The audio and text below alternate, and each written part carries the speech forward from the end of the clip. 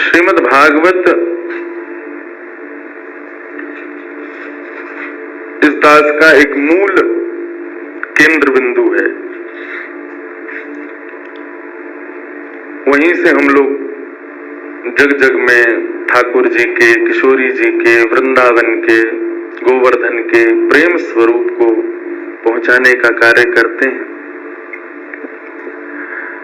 तो एक प्रकार से कह दिया जाए तो कोई अतिशयोक्ति नहीं है। श्रीमद् भागवत में राधा रानी का नाम नहीं है कहीं भी, लेकिन मन का भाव ऐसा कहता है कि श्री किशोरी जी गौरांगी हैं और श्याम सुंदर तो नाम ही श्याम है।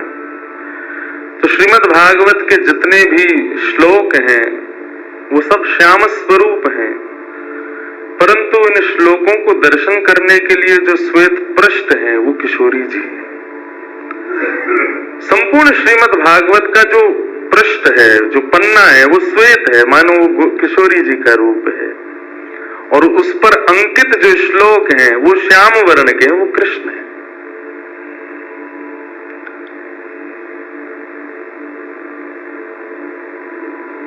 भागवत में किशोरी जी का नाम स्पष्ट रूप से नहीं है, परंतु संपूर्ण भागवत में और उसमें भी दसम स्कंद में जो भी भाव ठाकुर जी के प्रति प्रस्तुत हुए हैं वो किशोरी जी के ही हैं। ऐसी हमारी श्यामाजू किशोरी जी, उनके मधुर भाव को श्रवणार्थ कहने के लिए हम आप सब लोग बैठे हैं। ये हमारा परम सौभाग्य है। कहां से शुरू करें, कहां पर जाएं, कुछ समझ में अभी भी आ नहीं रहा है। जन्म से शुरू करें, किसी लीला से शुरू करें, किसी भाव से शुरू करें, सब भाव आनंदमय हैं।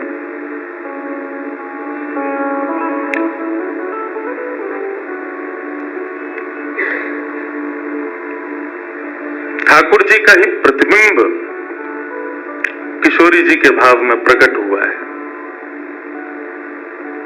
वो बात अलग है कि हम विनोद भाव से, हम आनंद भाव से एक दूसरे के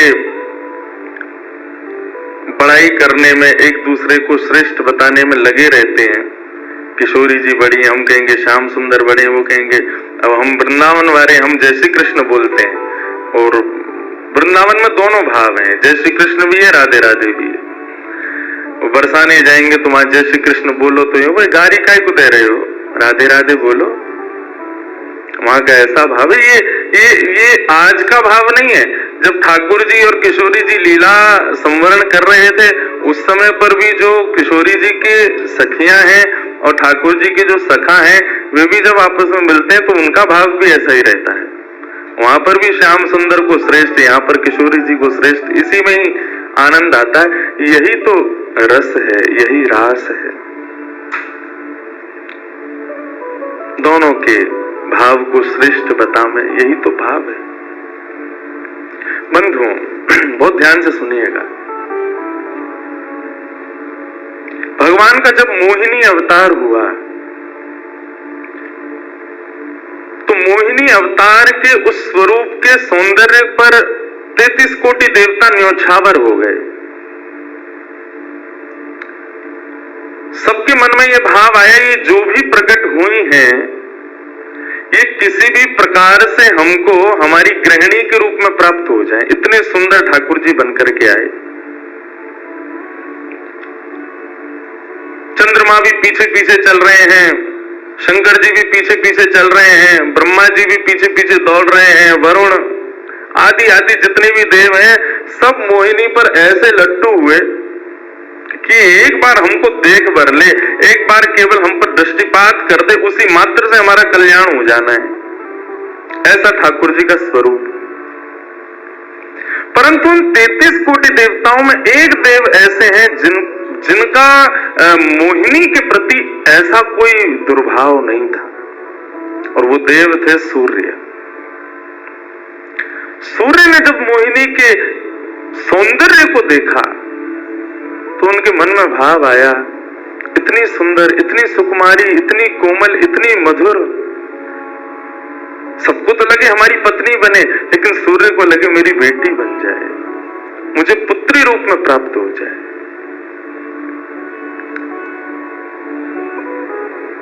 जब सूर्य के हृदय में ये भावना उत्पन्न हुई तो मोहिनी ने कटाक्ष नेत्रों से सूर्य की ओर देखा, बाकी किसी को देख ही नहीं रही है, और देख करके केवल ठाकुर जी ने उनको इशारा किया, बोले तो आपकी ऐसी इच्छा है?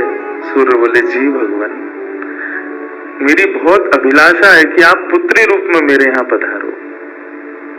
ठाकुर जी बोले इतना साधारण नहीं है हमको प्राप्त करना, पुत्र रूप में प्राप्त करना फिर भी साधारण होगा, लेकिन पुत्री भाव में ये तो असाधारण है, इसके लिए आपको तप करना पड़ेगा। सूर्य बोले मैं आज से ही तप करूंगा, लेकिन आप वचन दो मेरे यहां पधारोगे और इसी रूप में पधारोगे। मोहिनी ने कहा यदि मैं तुम्हारे भजन से प्रसन्न हुई, यदि तुम्हारी भक्ति में तुम्हारे प्रेम में प्रबलता हुई, मोहिनी 33 कोटि देवताओं को मोहित करती है, लेकिन तुम्हारे भजन के प्रभाव से मैं जब तुम्हारे यहाँ अवतरित होंगी तो मोहिनी को भी मोहित करने वाला रूप धारण करके आऊंगी। मोहिनी जिसने तीनों लोगों को अपने रूप पर न्योछावर कर दिया, वो मोहिनी भी जिस रूप को देख करके मोहित हो जाए वो रूप आएगा आपके यहाँ पर। वही सूर्य वृषभानु जी के रूप में प्रकट हुए, और जब वृषभानु जी के रूप में प्रकट हुए, उससे पहले एक राजा के रूप में भी आए थे, तब भी इन्होंने तपस्या की थी, लेकिन ठाकुर जी नहीं पधारे। जब वृषभानु के रूप में प्रकट हुए तो इन्होंने ठाकुर जी का यजन करना बंद कर दिया, ब्रह्मा जी का यजन प्रारंभ किया, ब्रह्मा जी से प्रार्थना की। ब्रह्मा जी प्रकट हुए, बोले क्या वरदान चाहिए? बोले वरदान आपसे नहीं चाहिए, वरदान हमको किसी ने कहा था कि वे हमारे यहाँ पुत्री रूप धारण करके आएंगे, मुझे लग रहा है वो कहीं भूल नहीं गए हो, इसलिए ब्रह्मा जी आप बहुत करीब हो ठाकुर जी कि आप उनको जाकर के संकेत करो कि कोई आश में बैठा उनकी में। जब से मोहिनी स्वरूप देखा तब से हम पागल हुए फिर रहे हैं, 33 कोटि देवताओं के मन में यही आता है कब प्रकट होंगी दोबारा, कृपा करो, आप प्रार्थना करो कि वो पधारे। ब्रह्मा जी बोले आपके भजन में इतनी सामर्थ्य है कि ठाकुर जी मना नहीं कर सकते। बोले तो फिर मुझे विश्वास के लिए कुछ तो कह करके जाओ। ब्रह्मा जी बोले मेरी जिम्मेवारी बन जाए, इसलिए चलो इस पर्वत के रूप में मैं विराज चाहता हूं। और बरसाना पर्वत के रूप में श्री ब्रह्मा जी विराज गए। ठाकुर जी आएंगे, मैं जिम्मेवारी लेता हूं, इसलिए मैं ही पर्वत बन के बैठा हूं। ब्रह्मा जी ने जाकर के प्रार्थना की। ठाकुर जी बोले मैं तो सच में ही भूल गया था कि मुझे जाना है। बोले भगवान वो बहुत प्रतीक्षा कर रहे हैं आपकी। वृषभानु जी का भजन कैसा बताया। वृषभानु जी की एक ही इच्छा है कि मेरे पास जो पुत्री रूप ठाकुर जी का आवे, ठाकुर जी मोहिनी बनकर के आए तो 33 कोटि देवताओं के हृदय में ठाकुर जी के प्रति वात्सल्य भाव प्रकट नहीं हुआ, प्रेम भाव प्रकट नहीं हुआ, कुछ और ही भाव था उन देवताओं का। वृषभानु जी कह रहे हैं कि मैं ऐसी पुत्री पाना चाहता हूं जिसको देख करके काम नष्ट हो जाए, काम का भी मर्दन हो जाए, सामने वाले के हृदय में एक दिव्य प्रेम प्रकट हो, निष्काम प्रेम, अनकंडीशनल लव किसे कहते हैं, इसका प्रसाद पूरी दुनिया को देने वाली ऐसी पुत्री मेरे घर पधारे। स्वार्थ सिद्ध प्रेम सब करना जानते हैं, लेकिन निस्वार्थ प्रेम किसे कहते हैं वो ठाकुर जी का वो शक्ति स्वरूप ही सबको बता सकता है। ब्रह्मा जी की प्रार्थना हुई ठाकुर जी से। ठाकुर जी अपने वैकुंठ में विचरण कर रहे हैं, विचार कर रहे हैं कैसे करूं, नंद यशोदा के यहाँ भी जाना है, देवकी वसुदेव के यहाँ भी पुत्र बनना है, पहले से ही 4 मम्मी पापा है हमारे, अभी 2 मम्मी पापा और कैसे बनाऊं, 6 माता पिता। तब ठाकुर जी विचरण कर रहे थे, तभी एक खंभ में मणि, उस मणि में ठाकुर जी ने अपना प्रतिबिंब देखा। ठाकुर जी अपना प्रतिबिंब नहीं देखते, क्यों? बहुत कम देखते हैं। जब श्रृंगार आरती होती लाल जी की तभी इनको प्रतिबिंब दिखाते हैं, और उस प्रतिबिंब में भी इतने इतराते हैं महाराज, उसमें भी स्वयं को देख करके खुश हो जाते हैं, वाह मैं कितना प्यारा लग रहा हूं। अब अपना प्रतिबिंब ठाकुर जी इसलिए नहीं देखते क्योंकि स्वयं ठाकुर जी मोहित हो जाते हैं खुद ही पर। जैसे ही ठाकुर जी ने स्वयं का प्रतिबिंब देखा, प्रतिबिंब देख के आगे बढ़े, लेकिन ठाकुर जी मन में विचार करने लगे, मुझे सबके स्वभाव प्रिय है, लेकिन अपना यदि देखूं तो अपना प्रतिबिंब बहुत प्रिय है। जब स्वयं को देखता हूं प्रतिबिंब में तो ऐसा लगता है कि मानो जो सबको मोहित कर रहा है वो स्वयं को जब देखे तो खुद भी मोहित हो रहा है, क्योंकि प्रतिबिंब कभी झूठ नहीं बोलता। प्रतिबिंब का ये स्वभाव है, आप जैसे हो वैसा आपको दिखाता है। ठाकुर जी ने जब प्रतिबिंब देखा, अपने उस प्रतिबिंब स्वरूप को ठाकुर जी ने स्थिर कर दिया, और स्थिर करके अब तो ठाकुर जी लाए महाराज लक्ष्मी जी की पूरी पेटिका लेकर के आए श्रृंगार की, और अपने प्रतिबिंब स्वरूप को ही उन्होंने श्रृंगार करना प्रारंभ किया। किशोरी जी के श्रृंगार का इतना भाव बताते हैं, किशोरी जी की नथबेसर ऐसी, किशोरी जी के कान के कुंडल ऐसे, किशोरी जी के पांव की महावर ऐसी क्यों ना हो, क्योंकि श्याम सुंदर ने श्रृंगार किया है। किशोरी जी का जो स्वरूप है वो ठाकुर जी ने उसका श्रृंगार किया है।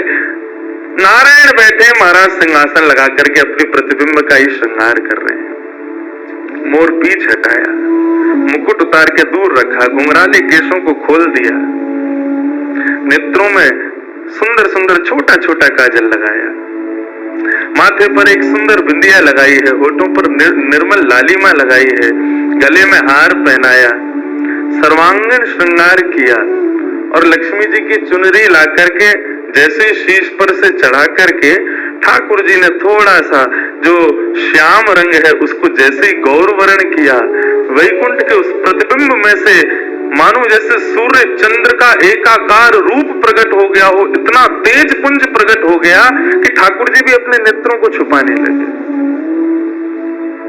थोड़ी देर नेत्रों को बंद करने के बाद जब बड़ी धीरे से ठाकुर जी ने जब अपने प्रतिबिंब की ओर देखा तो किशोरी जी का दिव्य स्वरूप वहां प्रकट हो गया। ठाकुर जी ने दंडवत किया, पहले प्रणाम, हे श्याम सुंदर, आपने ही मेरो निर्माण कियो है, आपने ही मुझ को प्रकट कियो है। क्या भाव है?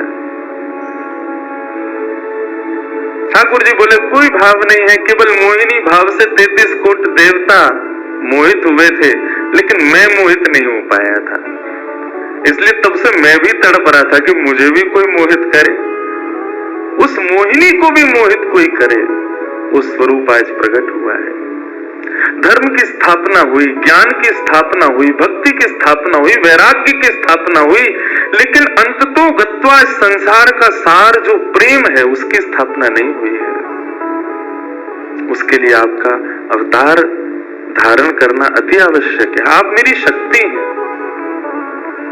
आप मेरी आत्मा हैं।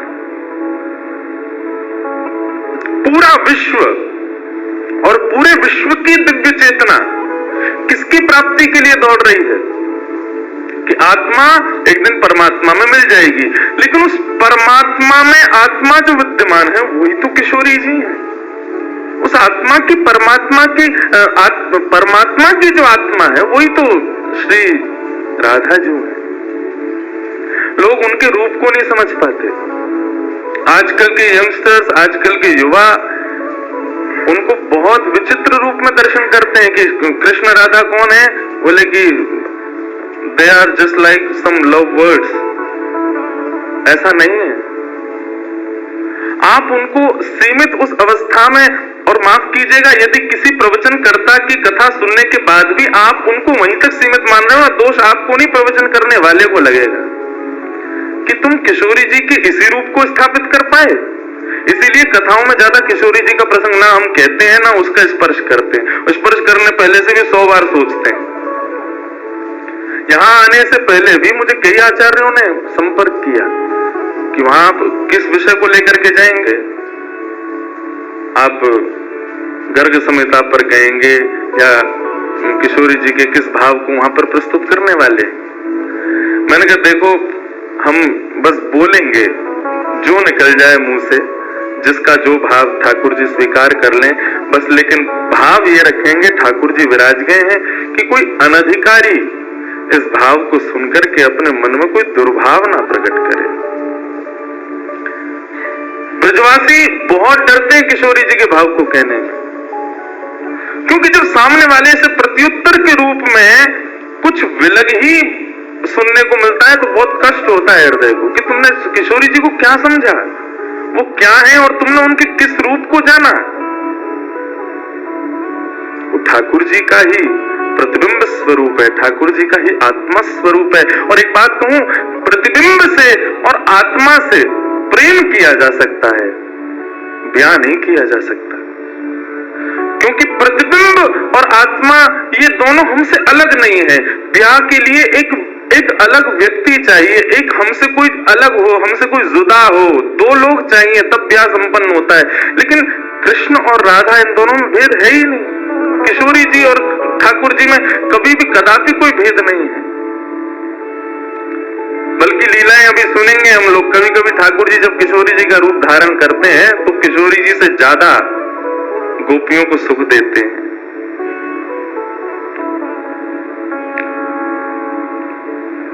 ऐसा भाव किशोरी जी से प्रार्थना की ठाकुर जी ने कि आप पधारो और प्रेम की स्थापना के लिए आप भूमंडल पर सूर्य के ही अवतार वृषभानु जी के यहाँ पर आप अवतरित हो।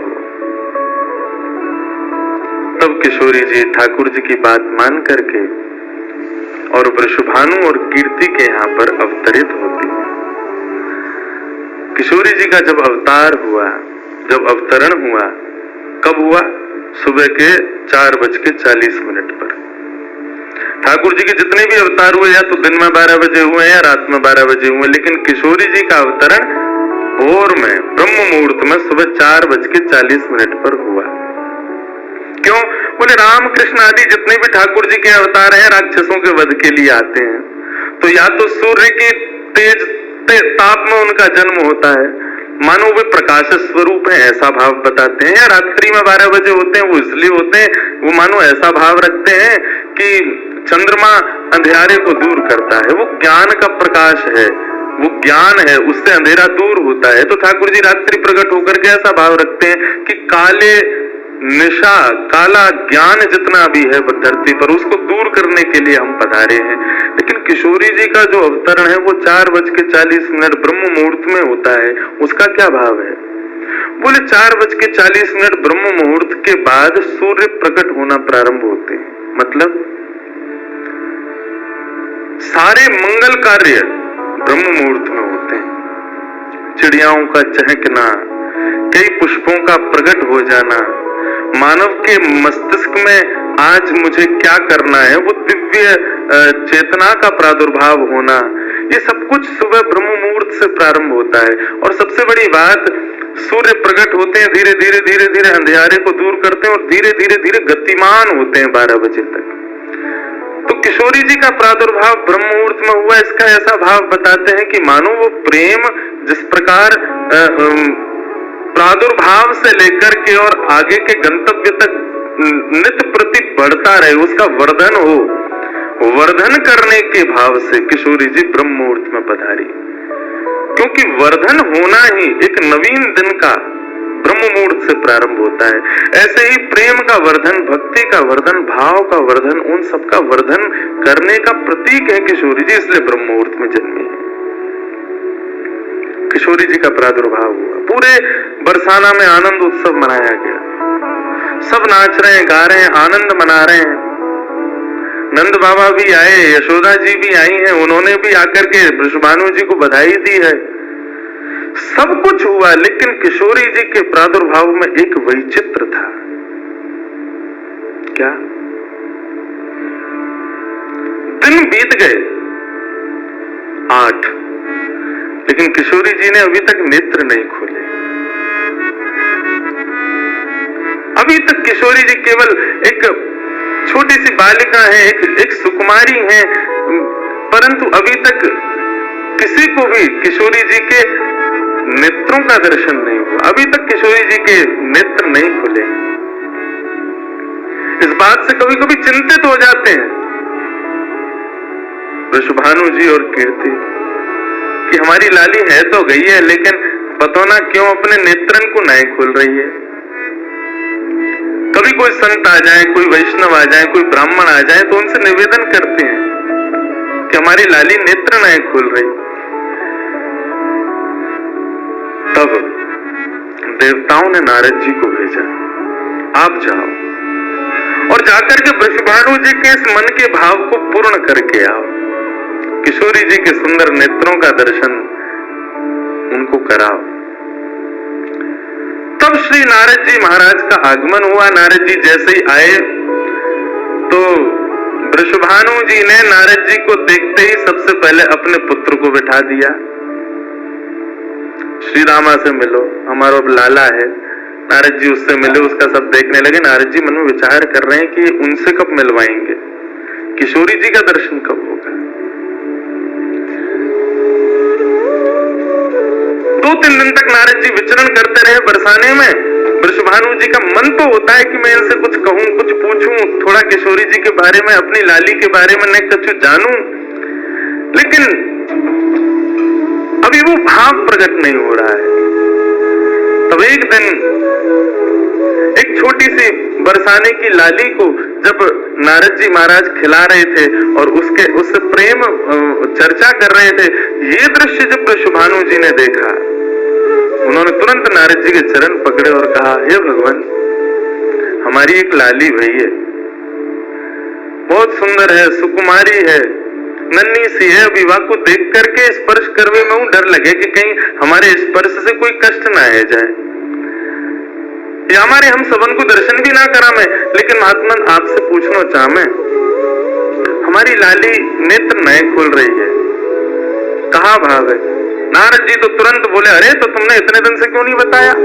वो तो पहले से ही बैठे थे तैयार कि ये जल्दी बोले तो मैं जाऊं, जाकर के दर्शन करूं। बोले संकोच है रहे हो? बोले संकोच मत करो, अभी लेके चलो। कहाँ है तुम्हारी लाली, मुझ को बताओ। नारद जी महाराज जा रहे हैं वृषभानु भवन में। एक बेड़ी पार की, दूसरी बेड़ी पार की, तीसरी बेड़ी पार की। जैसे भीतर पहुंचे हैं, सुंदर सुगंधी भीतर से प्रकट हो रही है। सामने स्वर्ण जटित एक पालना है, और जैसे उस पालने में जाकर के नारद जी ने दर्शन किया, कमल कली को वृषभानु की लली को रंग, कैसा रंग है? बोले जैसे कमल की कली हो मैं ना, ऐसी श्री वृषभानु नंदिनी है। नारद जी ने जैसे उनको दर्शन किए हुए आनंदित है गए, आनंदित है करके प्रणाम करने लगे। वृषभानु जी बोले, हमारी लाली नेत्र नहीं खोल रही है, आप कृपा करो ना। नारद जी बोले, एक मंत्र पढ़ना पड़ेगा, कुछ करना पड़ेगा, तंत्र मंत्र करना पड़ेगा, तब आपकी लाली बोलेगी। वृषभानु जी बोले, देख लो, ले संभल के करियो, हमारी लाली बहुत कोमल है, वो ना स्पर्श नहीं करेंगे, दूर बैठ के करेंगे। वृषभानु जी बोले, तो करो। बोले, आपको पहले बाहर जानो पड़े, वो एकांत में करेंगे। कीर्ति वृषभानु जी को देखें, बोले लाली को अकेला तो नहीं छोड़ेंगे? बोले नहीं बाबा, विश्वास पात्र हम कर सके। वृषभानु जी और कीर्ति दोनों जैसे ही बाहर पधारे, नारद जी ने गेट बंद कियो, तुरंत चरणन में प्रणाम कियो और प्रणाम करके सीधे सन्मुख बैठे हैं। हे कृष्ण मनोहारिणी जय वृंदावन बनिया, जय मंगल ललिता, जय वेणु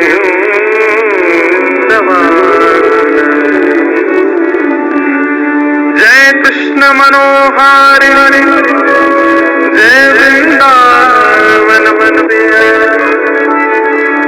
जय मंगल ललिता, जय वेणु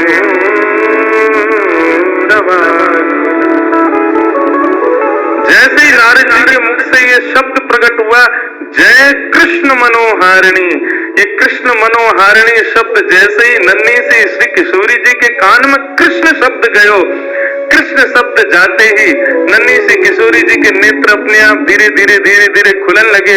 मुख पर एक प्रसन्नता से प्रकट रह गई।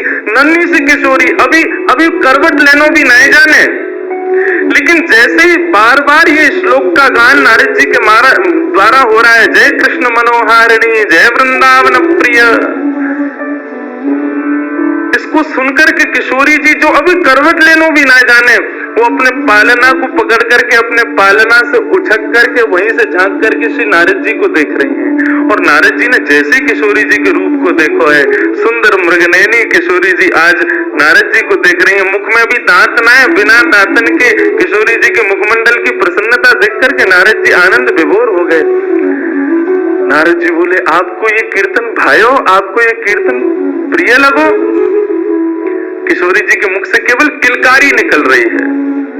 नारद जी ने उठाई अपनी वीणा करताल और जय कृष्ण मनोहारिणी जय वृंदावन प्रिय, और इसी का कीर्तन करते हुए वहां नाचने लगे, नृत्य करने लगे, चारों ओर घूम रहे हैं। बीच में पालने में श्री किशोरी जी बैठ करके और करताल बजा रही हैं, और करताल बजा करके आनंदित हो रहे हैं।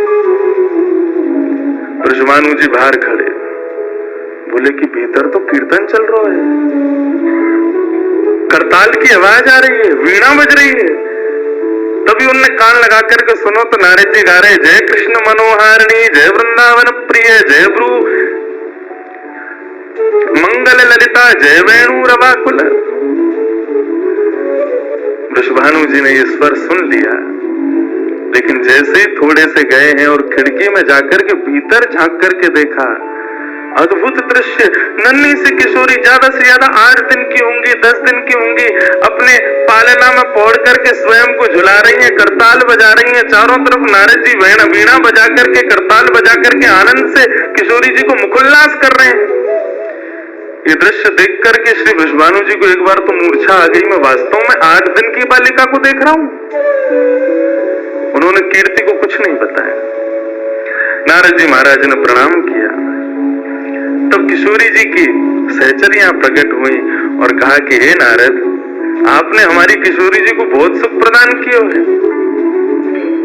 जब कभी भी आपको ऐसा दर्शन करना हो तो हम आपको कुछ स्थान बता रहे हैं, गोवर्धन, श्री यमुना पुलिन और ब्रज कुंज। इन 3 स्थानों पर आप जब कभी भी हमारी किशोरी को स्मरण करके यही कीर्तन को गान करोगे, किशोरी जी को यही स्वरूप आपको दिखे। ये हमारा वरदान है आपको, क्योंकि आपने, किशोरी जी कृपामयी तो है।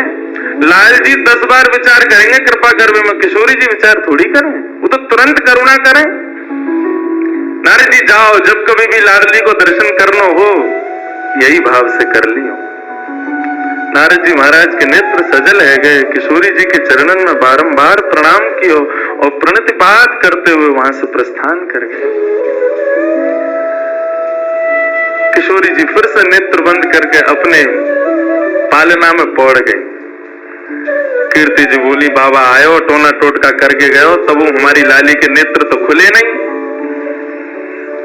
कीर्ति जी गोद में लेकर के सुला रही है, नेक नेक थोड़ी सी संकुचित है करके रुदन करना प्रारंभ कियो।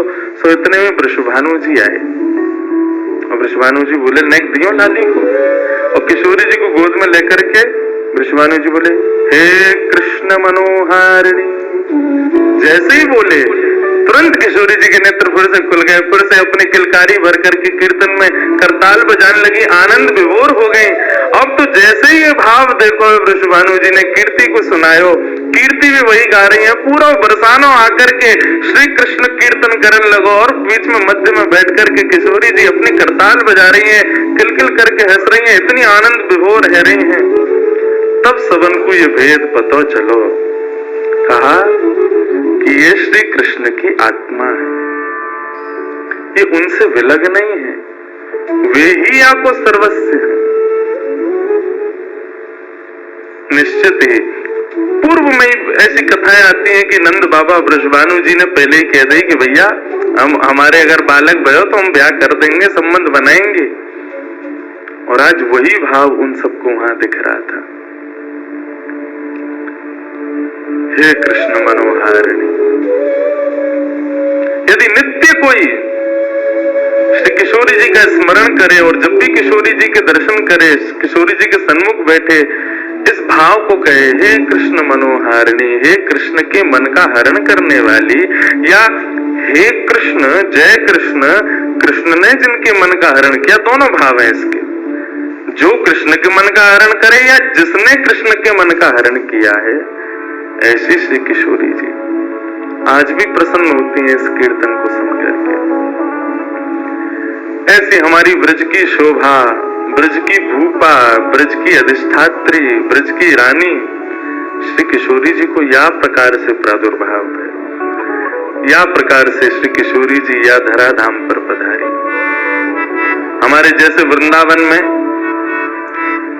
राधे राधे को भाव है, प्यारी जी के सामने भी जय जय श्री राधे के हैं, सबके हैं। ऐसी जब भी किशोरी जी के सामने जाओ तो कृष्ण नाम को उच्चारण करो। अपोजिट अपोजिट चलें सब जगह। राम जी के सामने जाओ हनुमान जी के भाव को, हनुमान जी के सामने जाओ राम जी को कीर्तन करो, कन्हैया के सामने जाओ किशोरी जी को कीर्तन करो, किशोरी जी के सामने जाओ श्री ठाकुर जी को कीर्तन करो। हनुमान जी को हनुमान चालीसा सुनाओगे तो हनुमान जी प्रसन्न नहीं होंगे, राम जी को सुनाओ। और राम जी के सन्मुख जब हनुमान जी के सन्मुख जब जाओ तब राम जी को कीर्तन करो। ऐसे ही जब ठाकुर जी के सन्मुख जाओ तब किशोरी जी को भाव रखो, और किशोरी जी के सन्मुख जाओ तब ठाकुर जी को प्रेम भाव रखो। यही भाव है। एक कथा ये तो थी किशोरी जी कैसे प्रकट भई, कैसे उनके भाव। अभी भूमिका सी बना लूं, न एक तुम मुझे पहचान लो, न एक मैं तुम्हें पहचान लूं, अनेक यहाँ को वातावरण में नेक में ढल जाऊं। इतना अत्याचार मत करो, जल्दी आन दो मुझे। किशोरी जी को प्रादुर्भाव एक भाई है, एक स्ट्रक्चर बना लूं, फिर घुसेंगे भीतर रस में। अभी चीनी डरी है ना कि मैं चाशनी बन दो, अब सबरे ऐसे मुंह को टकटकी लगा के देख रहे, अभी कुल्ला में हमें रस में डाल दो। प्रेम से कहो हे कृष्ण मनोहारिणी, हे वृंदावन प्रिया, जय कृष्ण मनोहारिणी। एक सुंदर पद है ये तो रहो किशोरी जी को प्रादुर्भाव को भाव। अब एक पद है जहां में ठाकुर जी और किशोरी जी की प्रथम भेंट लीला के बीच में कब भई, वाको भाव है।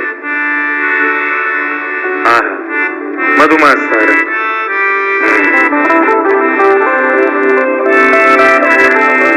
श्री सूरदास जी महाराज वर्णन कर रहे हैं किशोरी जी और ठाकुर जी को प्रथम मिलन कैसे हुआ।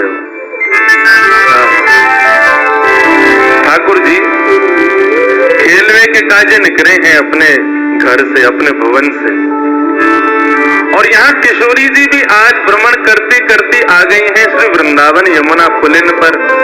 वहीं दोनों को मिलन है व्यवहारो श्री सूरदास जी वर्णन कर रहे हैं। किशोरी जी के प्रादुर्भाव को भाव सुनो, अब प्रथम मिलन को भाव सुनो, फिर के बाद एक भाव और सुनेंगे। ठाकुर जी और किशोरी जी को प्रथम मिलन कैसे भयो। सूरदास जी को पद है, सब मेरे पीछे पीछे गए।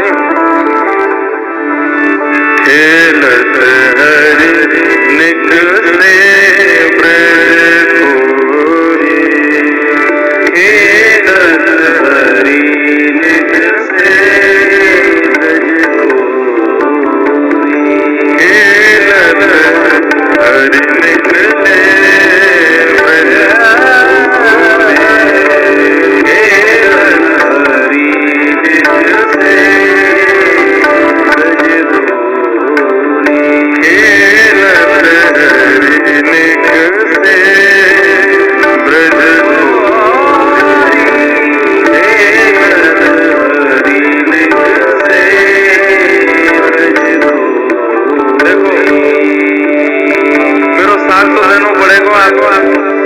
पीछे गानों पड़ेगा। भले ही राग में मत गाओ लेकिन अनुराग में गाओ, क्योंकि जब आप सब एक साथ एक नाद ब्रह्म को प्रकट करोगे तो निश्चित ही यहाँ पर फिर ये सब दृश्य नहीं दिखेगा। सच में ऐसा लगेगा ठाकुर जी जा रहे हैं खेलवे के काजे। ये अष्ट सखाओं के पद, ब्रज के भक्तन के पद, ये साधारण नहीं है। इनमें आज भी सामर्थ्य किशोरी जी को आपके सामने प्रकट करने की, ठाकुर जी को आपके सामने नृत्य करावे की, लेकिन अनुराग से गाओ, भाव से गाओ। खेलत हरि निकले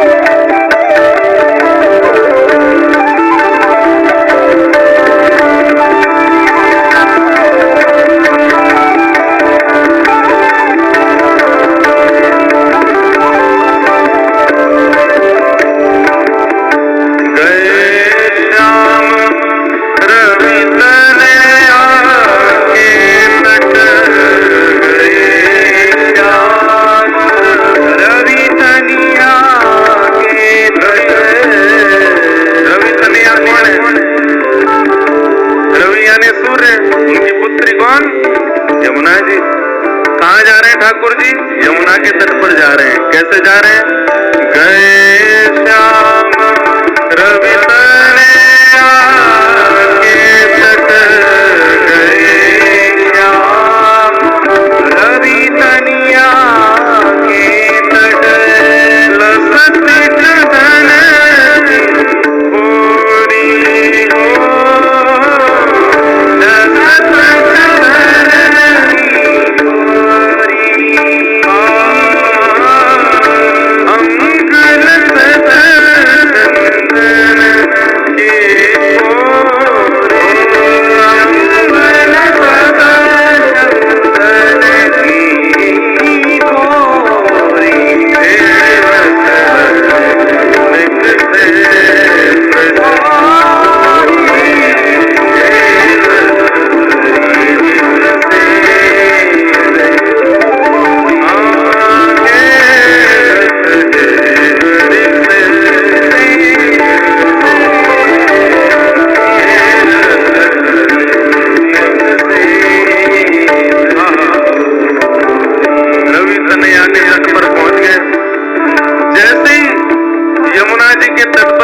श्याम सुंदर, इतने में ही उन्होंने एक सुकुमारी को देखा और सुकुमारी को देख करके कहा भयो, ओ चक ही देखी सहारा,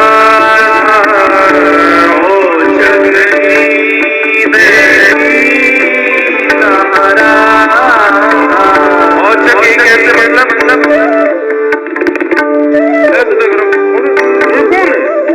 दूर से नन्हे से कन्हैया, नन्हे से किशोरी जी। और जग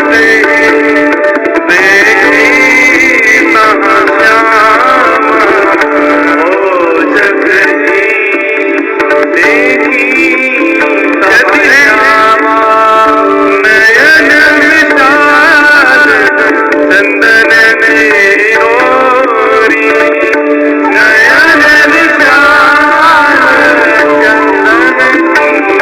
और नील वदन मैया सच पैरे, नील वदन